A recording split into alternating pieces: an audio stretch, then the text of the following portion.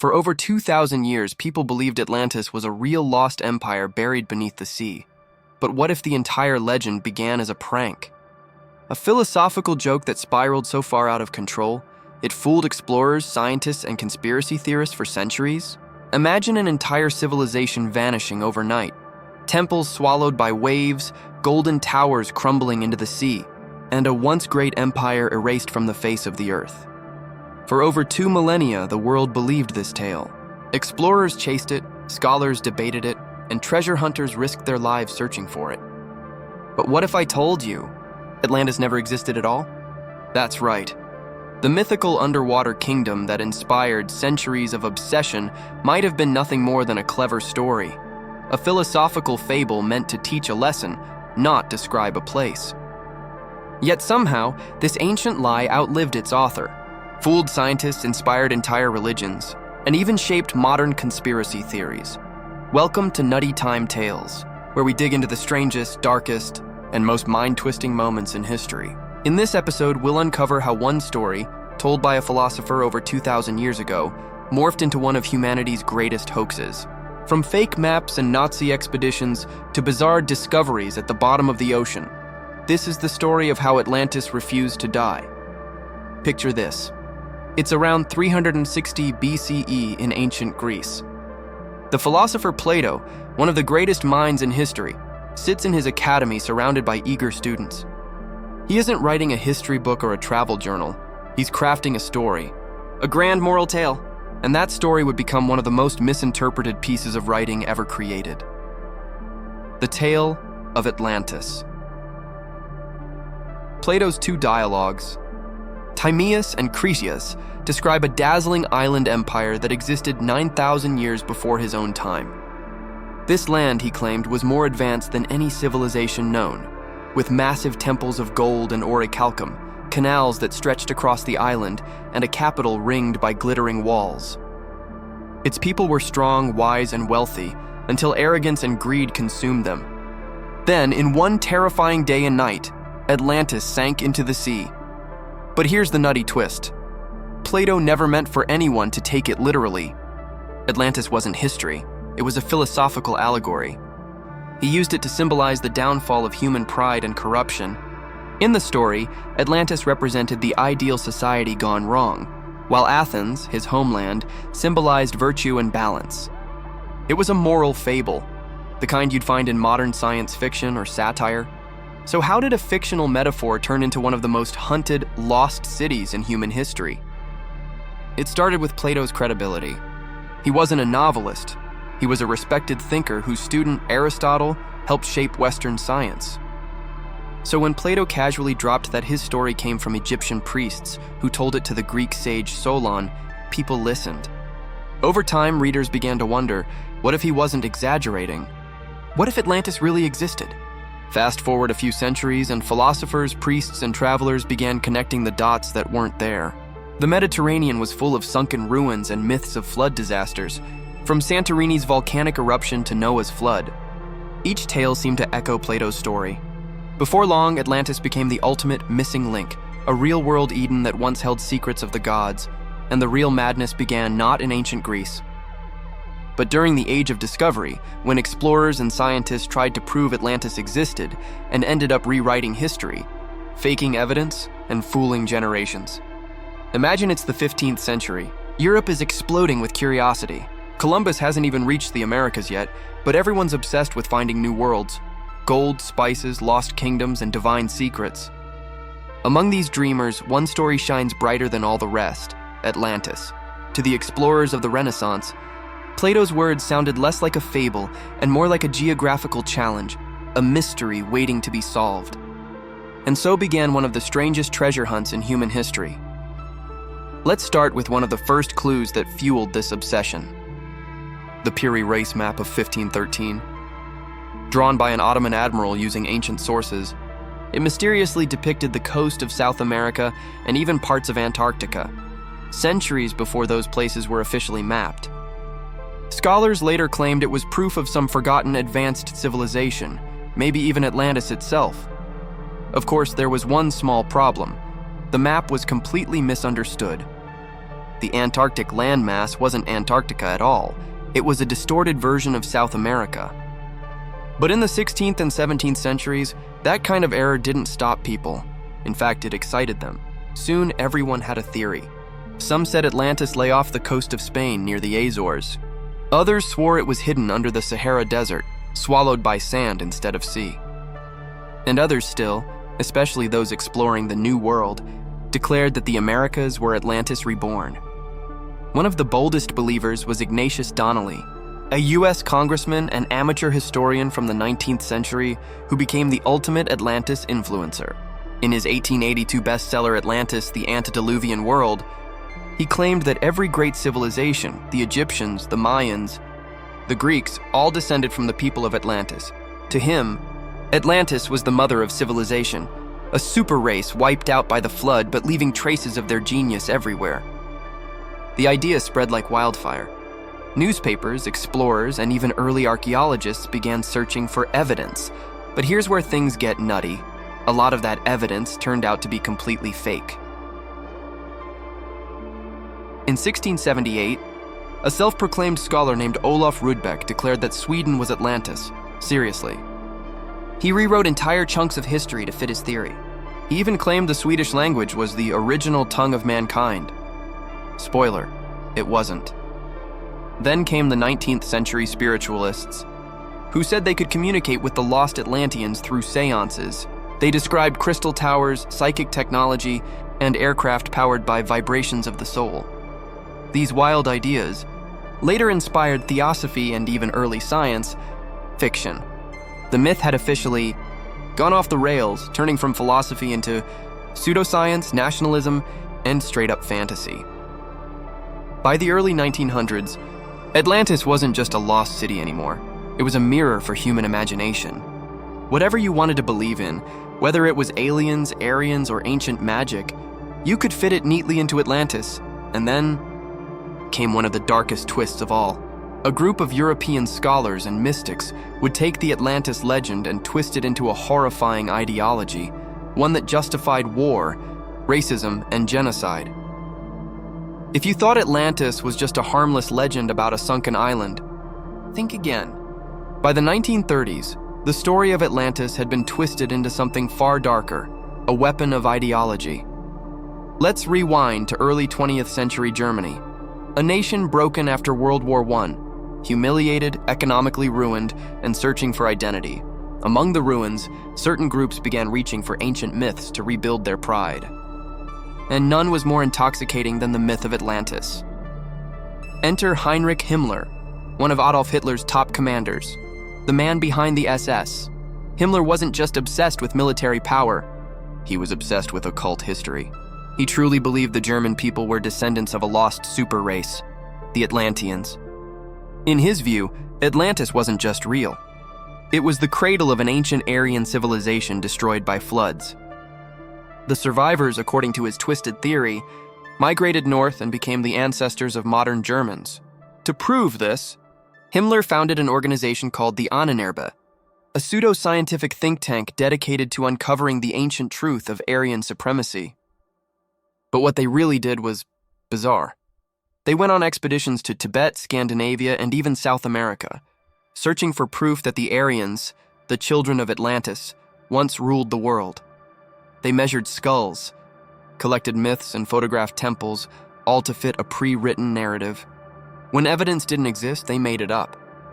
One infamous researcher, Hermann Wirth, even claimed that an ancient stone in Sweden contained symbols from a pre-flood civilization, proof, he said, of Atlantean writing. Modern archaeologists later debunked it as total nonsense, but in Nazi Germany that didn't matter. The myth was too powerful. Think about it. Plato's warning story about arrogance and downfall was now being used to justify one of the most arrogant, destructive regimes in human history.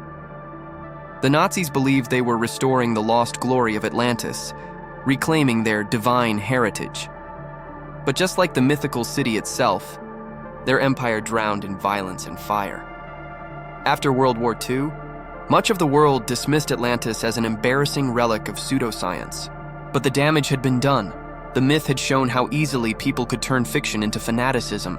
And yet, the story didn't die there. In fact, after the war, Atlantis resurfaced in an unexpected place, not in Nazi labs or dusty libraries, but in the depths of the ocean. Because in the 1960s and 70s, a new generation of believers thought they could finally see Atlantis with their own eyes. By the mid-20th century, the world had changed. We had satellites, submarines, and sonar. Science had taken humankind to the moon.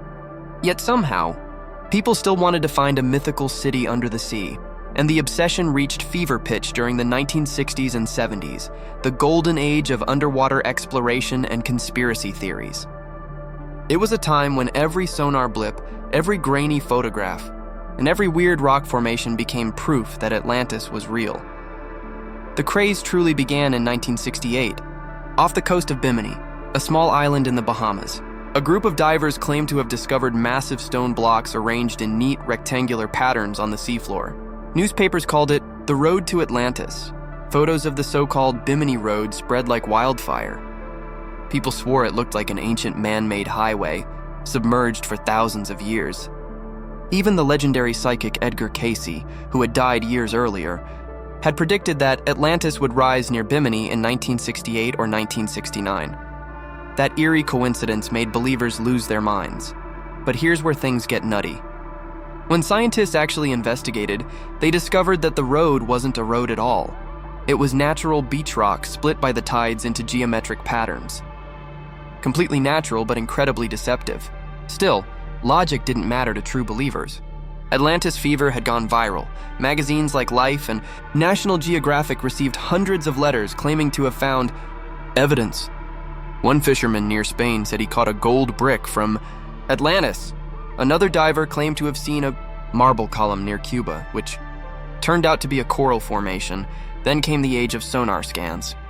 During the Cold War, military technology capable of mapping the ocean floor became available to civilians. And suddenly, weird underwater shapes started showing up everywhere. Square grids, symmetrical ridges, strange trenches. To conspiracy theorists, this was all the confirmation they needed.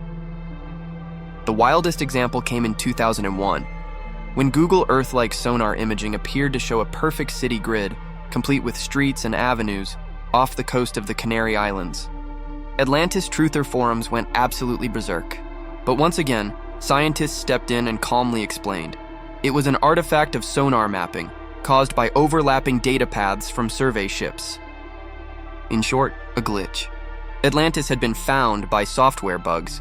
Still, the myth was bulletproof. Because in the world of Atlantis believers, disproving evidence only proves the conspiracy. By the 1980s, the search for Atlantis had become a lucrative industry. Authors sold millions of copies of books claiming to reveal the city's location. TV documentaries on the Discovery Channel and History Channel fueled the hype, showing dramatic reenactments and mysterious ruins that always turned out to be rocks. Even serious researchers got pulled in. Marine geologists who tried to debunk the myths were accused of covering up the truth. The legend had evolved into something bigger, not about history anymore, but about belief. Atlantis became a mirror reflecting humanity's greatest weakness, our desperate need for lost glory, and the hunt didn't stop there. In fact, it went deeper, literally, as treasure hunters began sinking billions into ocean expeditions, convinced they'd be the ones to finally bring Atlantis to the surface. If you thought ancient philosophers or 19th century romantics were obsessed with Atlantis, wait till you hear how the modern world turned this myth into a billion-dollar business, from slick treasure hunters to self-proclaimed Atlantean reincarnations. The late 20th and early 21st centuries transformed Plato's parable into a spiritual brand, a pseudoscience, and of course, a massive con. Let's rewind to the 1990s, the dawn of what I call the Atlantis industrial complex. Television networks like Discovery Channel, National Geographic, and later History Channel realized something powerful. Atlantis was the perfect blend of mystery, ancient civilization, and conspiracy, so they started churning out documentaries with titles like Atlantis, the Lost Empire Found, and Secrets Beneath the Waves.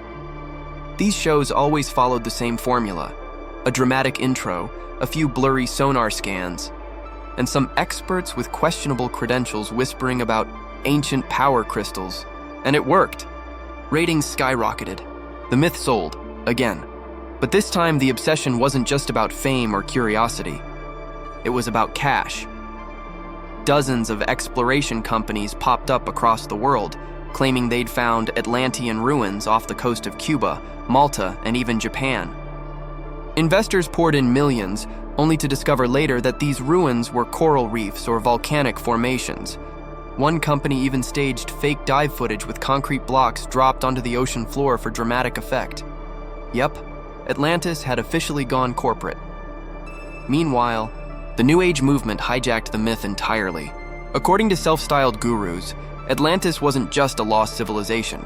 It was a spiritual dimension. They claimed Atlanteans were psychic beings who communicated through energy crystals and left behind vibrational codes under the ocean. Workshops popped up in California, Australia, and even London, offering Atlantean healing for hundreds of dollars per session. But it gets darker. In the early 2000s, several cult-like groups began forming around the idea that members were reincarnations of Atlanteans. Some preached that humanity's destiny was to rebuild the lost city by purifying themselves. Others sold expensive Atlantean DNA activations. It was myth meets marketing, and people bought it. Then there were the opportunists, treasure hunters with more greed than ethics. One famous case in 2009 involved a Spanish research group claiming to have found Atlantis near the Doñana National Park. They staged elaborate press conferences, waving around sonar images and marble fragments. The story went viral, but when archaeologists examined the site, they found it was a Roman-era salt production facility, nothing Atlantean about it. The researchers had faked their data to attract sponsors, yet the scam worked temporarily. The myth had once again paid off, literally. The truth was this: Atlantis had become less of a legend and more of a mirror. Every era projected its own fantasies onto it. Philosophers saw morality lessons, Victorians saw racial hierarchies, modern people saw profit and spirituality. But in every version, Atlantis wasn't real. It was what people wanted to believe. Still, one final piece of the puzzle remains. How did scientists finally bury the myth once and for all? Or did they? By the late 20th century, the world had been fed thousands of Atlantis stories, from philosophical allegories to alien theories. But finally, real science decided to step in. Geologists, archaeologists, and oceanographers joined forces to separate fact from fantasy. Their mission: to prove once and for all whether Atlantis ever existed, and if not, why the myth refuses to die. The first thing they did? Strip away the drama and look at the geology. Could a massive island have actually sunk in one night, as Plato described? Short answer, no. Continental plates don't just vanish. Land masses can submerge slowly over millions of years, but an entire civilization disappearing overnight? Scientifically impossible. Then came underwater archaeology.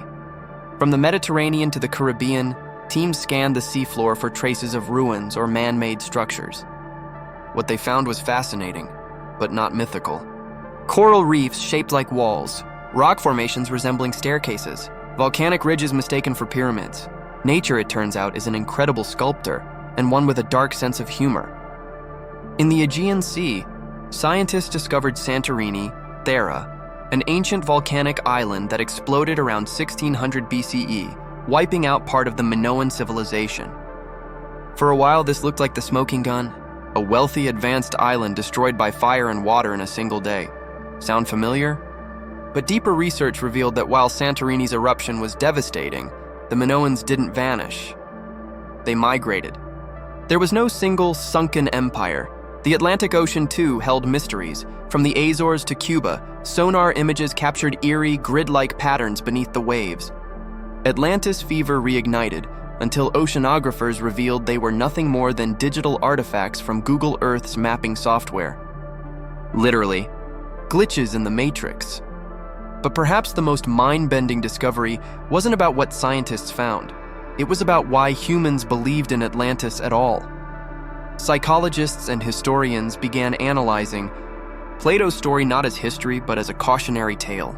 They noted that Atlantis represented a recurring human pattern, the fantasy of a perfect civilization destroyed by its own arrogance.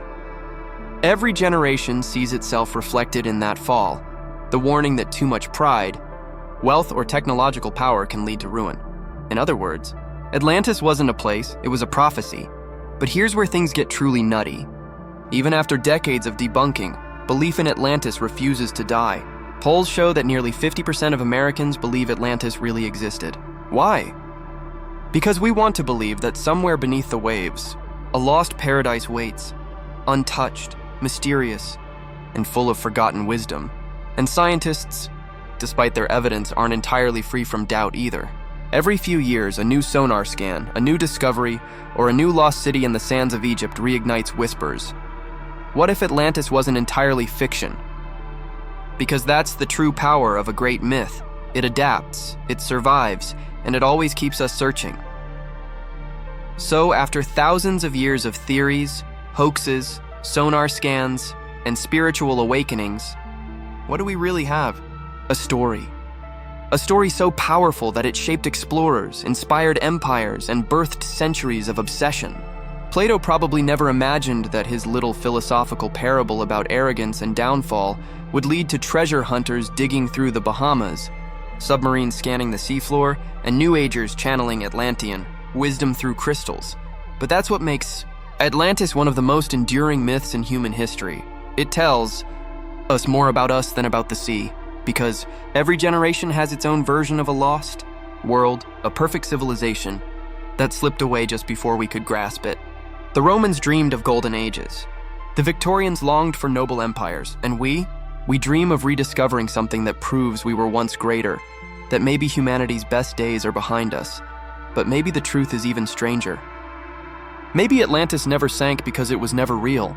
It lives on in the way we imagine, invent, and believe. Because when reason ends, myth begins. And sometimes the stories we tell to explain the past reveal the deepest truths about who we are. So next time someone swears they found Atlantis in a YouTube thumbnail or a blurry sonar image, smile and remember, the real treasure was never underwater. It was in our obsession to believe in something extraordinary, because that's what humans do best. We turn the unknown into legend. And sometimes the nuttiest tales are the ones we write ourselves. If you enjoyed diving into this wild sea of deception and discovery, make sure to like this video, subscribe to Nutty Time Tales, and hit that bell icon so you never miss another bizarre, dark, and untold story from history. Next time, we're plunging even deeper into another historical rabbit hole, one where truth is stranger than fiction, and every fact has a little madness mixed in. Until then, stay curious, stay nutty, and keep questioning the stories we think we know.